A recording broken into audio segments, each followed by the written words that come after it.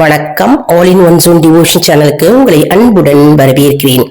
இன்னைக்கு நம்மளுடைய சேனல்ல முருகப்பெருமானுடைய அறுபடை வீட்டு வரலாறு மற்றும் அறுபடை வீட்டுக்கு நம்ம சென்று தரிசனம் செஞ்சா நமக்கு என்ன பலன்கள் கிடைக்கும் அதை பற்றி முழு விவரமாக பார்க்கலாம். அதற்கு முன்னால நம்முடைய சேனலை தான் ஃபர்ஸ்ட் டைம் பார்க்குறவங்களா இருந்தாலும் சரி, சப்ஸ்கிரைப் பண்ணாம பார்க்குறவங்களா இருந்தாலும் சரி, நம்ம சேனலை சப்ஸ்கிரைப் பண்ணிக்கோங்க.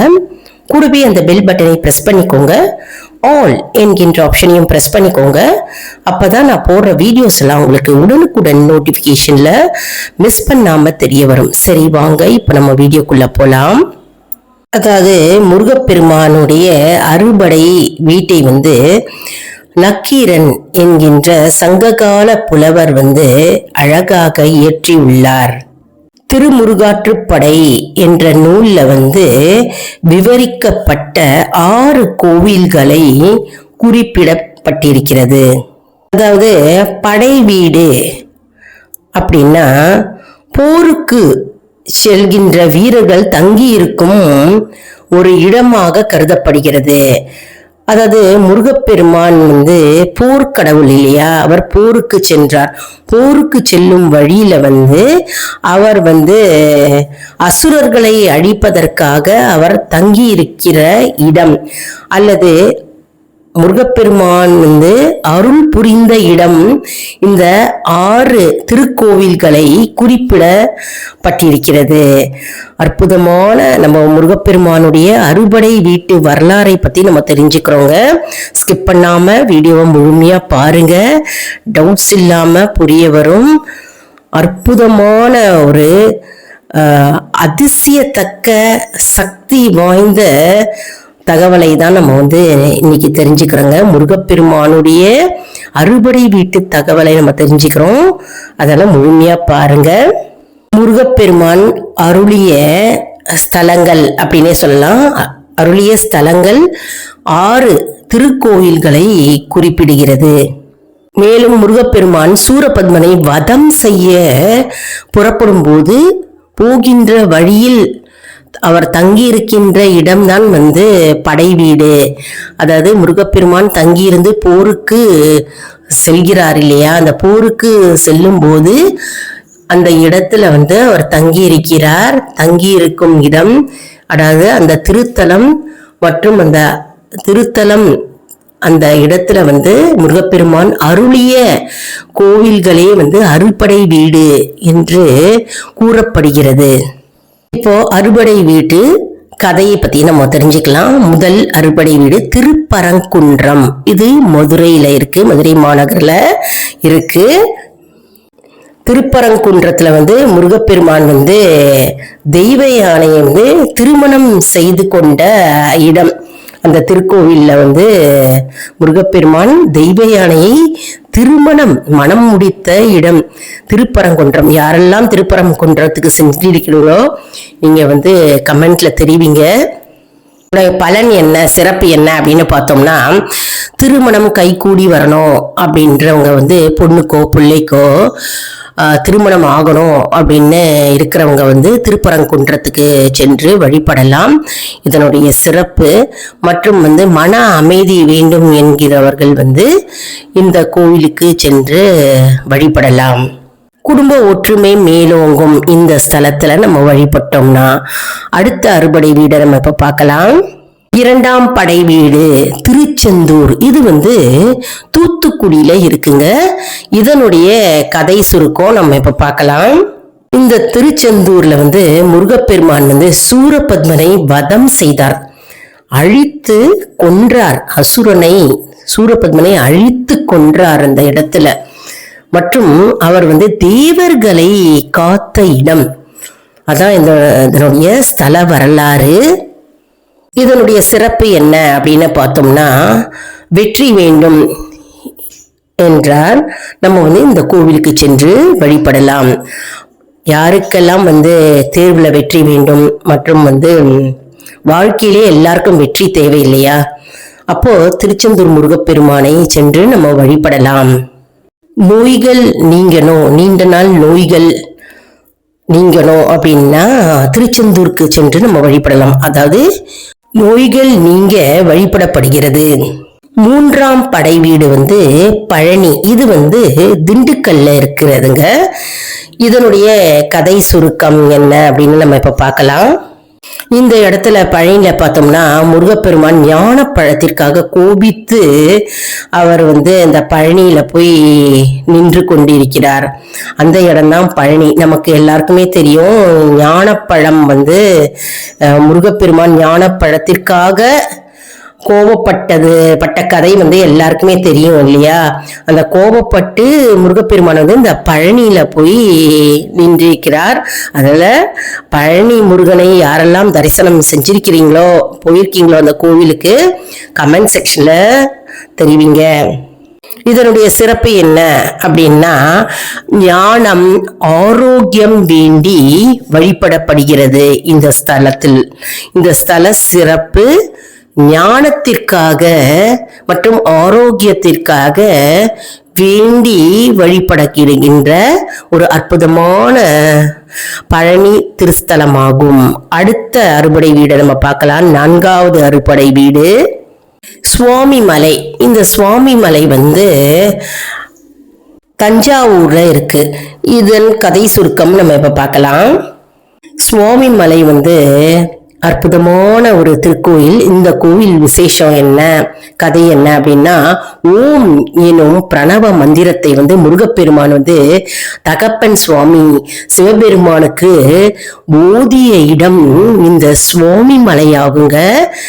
ஓம் ஓம் ஓம் என்ற மந்திரமே மிகவும் சிறப்பு வாய்ந்தது. அதாவது பிரணவ மந்திரம் இல்லையா? அந்த ஓம் என்கின்ற பிரணவ மந்திரத்தை முருகப்பெருமான் வந்து சிவபெருமானுக்கு தகப்பனுக்கு ஓதிய ஒரு அற்புதமான திருத்தலமாகும் இந்த சுவாமி மலை. யாரெல்லாம் சுவாமி மலைக்கு சென்று முருகப்பெருமானை தரிசனம் செய்தீர்களோ அவர்கள் எல்லாம் கமெண்ட் செக்ஷன்ல தெரிவிங்க. இதன் சிறப்பு என்ன என்றால், கல்வி, அறிவு, ஞானம் பெறலாம். இந்த ஸ்தலத்தின் சிறப்பு, அதாவது ஓம் என்கின்ற பிரணவ மந்திரத்தின் பொருளை சிவபெருமானுக்கு முருகப்பெருமான் ஊதிய இடம் தான் வந்து சுவாமி மலையாகும். 5ஆம் இடம் வந்து திருத்தணி. இது வந்து திருவள்ளூர்ல இருக்கு. இதனுடைய கதை சுருக்கம் என்ன அப்படின்னு பார்க்கலாம். இந்த திருத்தணி கோவில்ல முருகப்பெருமான் வந்து அசுரனை அழித்த பிறகு, போர்ல வெற்றி பெற்ற பிறகு அவர் சாந்தமாக இந்த ஸ்தலத்தில் எழுந்தருளியிருக்கிறார். அதாவது சூரசம்ஹாரத்திற்கு பிறகு முருகப்பெருமான் கோபம் தணிந்து இந்த ஸ்தலத்தில் அமைதியாக எழுந்தருளியிருக்கிறார்.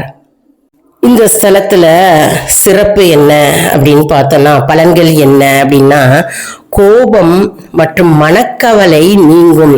இப்ப நம்ம வேல்மாறல்லையே பார்த்திருப்போம், திருத்தணியில் உதித்தருளும் ஒருத்தன் மலை விருத்தன் எனது உலத்தில் உரை கருத்தன்மையில் நடத்து குகன் வேலே அப்படின்னு ஆரம்பத்திலேயே நம்ம இந்த பாடல் வரிகள் வந்திருக்கோங்க. யாரெல்லாம் வேல்மாறல் படிக்கிறீங்களோ இது தெரிஞ்சிருக்கும். அதாவது திருத்தணியில வந்து முருகப்பெருமான் வந்து சூரசம்ஹாரத்திற்கு பிறகு அமைதியான கோலத்தில் வீற்றிருக்கிறார். அருமையான வேல்மாறல் பாடல் வந்து நம்ம எல்லாரும் தினமுமே படித்தால் நமக்கு வெற்றி உண்டாகும். அடுத்தது 6ஆம் படை வீடு வந்து பழமுதிர்ச்சோலை. 6ஆம் படை வீடு வந்து பழமுதிர்ச்சோலை. இது எங்க இருக்கிறது அப்படின்னு பார்த்தோம்னா மதுரையில இருக்கு. இதனுடைய கதை என்ன அப்படின்னு பார்க்கலாம். இந்த பழமுதிர் சோலையில வந்து முருகப்பெருமான் ஔவையாருக்கு வந்து சுட்ட பழம் வேண்டுமா சுடாத பழம் வேண்டுமா அப்படின்னு கேட்டு ஞானப்பழத்தின் பொருளை போதித்திருக்கிறார். அந்த இடம்தான் வந்து பழமுதிர் சோலை. இந்த இடத்தின் பலன்கள் என்ன, இந்த கோவில் பலன்கள் என்ன அப்படின்னா, கல்வியிலும் கலையிலும் சிறந்து விளங்க இந்த முருகப்பெருமானை தரிசிக்கலாம். இந்த பழமுதிர் சோலைக்கு வந்தால் கல்வியில் மேம்படலாம் மற்றும் வந்து கலைகள், அதாவது என்ன கலையாக இருந்தாலும் சரி, அதாவது நாட்டியக்கலை, பாடல் கலை, எந்த கலையாக இருந்தாலும் சரி, கலையில் மேம்பட வேண்டும் என்றால் நம்ம இந்த பழமுதிர்ச்சோலைக்கு முருகனை தரிசிக்கலாம். அற்புத பலன்களை தரும் முருகப்பெருமானுடைய அறுபடை வீட்டு ஸ்தலங்கள்ங்க. இந்த வீடியோ எடுக்க எனக்கு அப்படியே புல்லரிக்கிறதுங்க. அதாவது முருகப்பெருமானுடைய அறுபடை ஸ்தலங்களையும் நம்ம மனக்கண்ணாலேயே யாரெல்லாம் போய் பார்க்கலையோ, அந்த ஸ்தலத்துக்கு போக முடியலையோ, மனக்கண்ணாலேயே முருகனை அப்படியே ஆத்மார்த்தமாக தரிசனம் செஞ்சுக்கோங்க. அதாவது முருகப்பெருமானுடைய அற்புதமான அறுபடை வீட்டு கதைகள், அதாவது வரலாறை பற்றி நம்ம இப்போ தெரிஞ்சுக்கிட்டோம். மற்றும் அதனுடைய பலன்கள் என்ன, தரிசனம் பலன்கள் என்ன, சிறப்பு என்ன அப்படின்னும் நம்ம இன்னைக்கு இந்த வீடியோவில் நம்ம தெரிஞ்சுக்கிட்டோம். அதாவது இந்த வீடியோ யாருக்கெல்லாம் கண்ணில் பற்றியிருக்கிறதோ அவர்கள் பெரும் பாக்கியசாலி. அதாவது தெரியாதவங்க நிறைய பேர் இருப்பாங்க இல்லையா, அவங்களுக்கு எல்லாருக்கும் ஷேர் பண்ணுங்க, அவர்களும் பலனடையட்டும். அதாவது மற்றவங்க பலனடையும் போது நமக்கு தானாகவே பலன் சேரும் இல்லையா. யாம் பெற்ற இன்பம் இவ்வையகம் பெற வேண்டும் என்ற நோக்கத்துடன் நம்ம இதுல பொது நலத்திலையும் ஒரு சுயநலம் இருக்கு அப்படின்னு நம்ம சொல்லலாம். அதனால நிறைய பேருக்கு ஷேர் பண்ணுங்க, தெரியாதவங்க நிறைய பேர் இருப்பாங்க.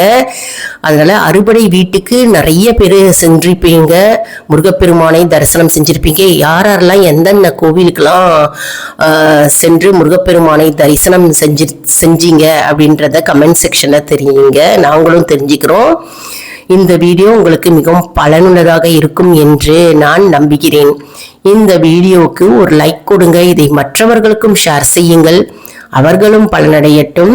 மேலும் ஆல் இன் ஒன் ஜோன் அன்பர்களுக்கு ஒரு அன்பான வேண்டுகோள், நம்முடைய கம்யூனிட்டி போஸ்ட்ல கேள்வி பதில் நேரம் வருங்க, அந்த கேள்விகளுக்கு பதில் தாங்க.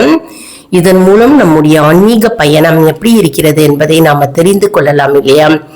இது சப்ஸ்கிரைப் செய்தவர்களுக்கு மட்டுமே தெரிய வரும். அதனால நம்முடைய சேனலை மறக்காம சப்ஸ்கிரைப் செய்து கொள்ளுங்கள். அடுத்த வீடியோவில் வேறொரு தலைப்புடன் உங்களை சந்திக்கிறேன்.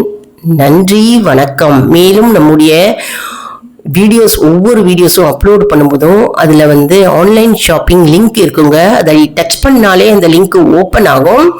ஆன்லைன் ஷாப்பிங் யாரெல்லாம் செய்கிறீர்களோ, என்ன ப்ராடக்ட்ஸ் வேணாலும் நீங்கள் தேவைப்பட்ட ப்ராடக்ட்ஸை இந்த லிங்க் மூலமாக நீங்கள் வாங்கிக்கலாம்.